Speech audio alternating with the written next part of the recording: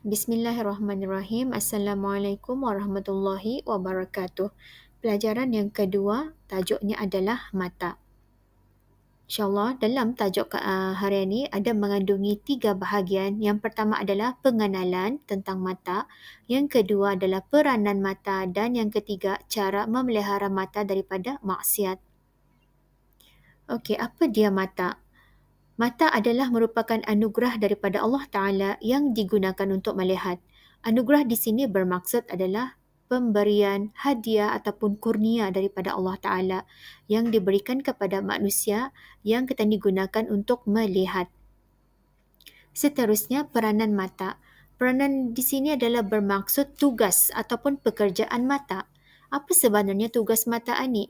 Okay, di antara peranan ataupun tugas mata adalah yang pertama untuk kita ni melihat sesuatu yang terang atau yang gelap, iaitu melihat pada waktu ketika siang dan malam. Kemudian yang kedua, melihat perkara-perkara yang baik. Yang ketiga, melihat yang indah-indah dan yang ajaib-ajaib dan dijadikan bukti pada menunjukkan wujudnya zat Allah Subhanahu Wa Taala dan segala sifatnya. Maksudnya di sini dengan dengan ciptaan yang ada di dunia ini, contohnya lautan yang luas, okey, hatta tubuh badan kita ni yang kompleks ni adalah merupakan bukti sebagai adanya Allah sebagai pencipta, bahawa Allah Ta'ala tu bersifat maha bijaksana dan maha besar. Kemudian peranan yang keempat mata adalah untuk mengulang kaji pelajaran dan membaca Al-Quran. Seterusnya adalah cara memelihara mata daripada maksiat. Maksiat ini seperti yang kita ni tahu adalah perbuatan yang melanggar perintah Allah dan perbuatan yang berdosa. Bukan sahaja setakat anggota kaki dan tangan yang boleh melakukan maksiat, bahkan mata juga boleh melakukan maksiat kadang-kadang tanpa kita ni sedari.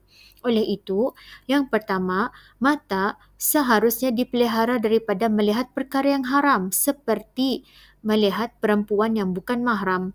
Okay, khususnya bagi lelaki, maksud di sini yang bukan mahram adalah perempuan yang halal untuk dinikahi. Okay, lawannya adalah mahram. Mahram adalah seperti ibu, kakak, adik perempuan. Kenapa dinamakannya mahram? Kerana mereka ini adalah perempuan-perempuan yang haram dinikahi oleh seseorang lelaki di dalam sesebuah keluarga. Maka dalam hal ini, kalau bukan perempuan itu termasuk dalam yang cikgu sebutkan ini, maka ia adalah halal dinikahi. Jadinya, kalau sudah ia halal dinikahi, maka pandangan mata seorang lelaki itu pun juga terbatas.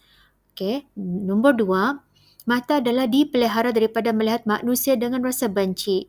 Kita ni memang maklum, indah semua orang itu kita ni akan rasa suka. Malah ada kadang-kadangnya kita ni merasa indah suka ataupun timbul rasa benci.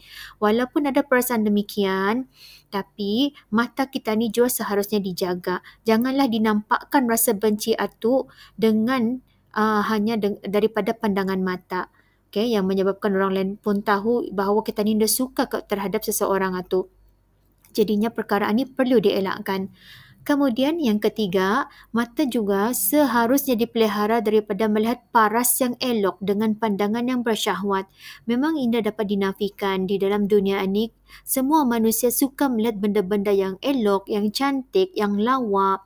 Tapi ia juga disyaratkan memandang itu khususnya bagi lelaki ataupun perempuan. Kalau seorang lelaki itu memandang seorang perempuan yang cantik, indah dilarang, tapi janganlah pandangannya itu berlebihan sehingga menimbulkan rasa bersyahwat. Syahwat ini bermaksud adalah bernafsu, sehingga menimbulkan nafsu yang melihat perempuan-perempuan yang lawa-lawa tu. Begitu juga dengan seorang perempuan melihat seorang lelaki yang handsome, yang cantik, rupa parasnya juga. Janganlah melihat sehingga berlebihan menimbulkan penglihatan yang bersyahwat.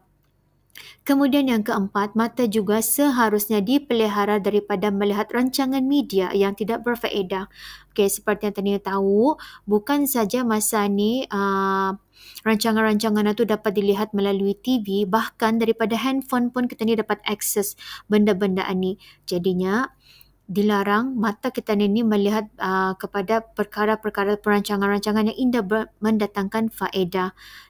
Oleh itu, sebenarnya banyak lagi mata kita ni perlu dipelihara daripada perkara-perkara yang indah baik.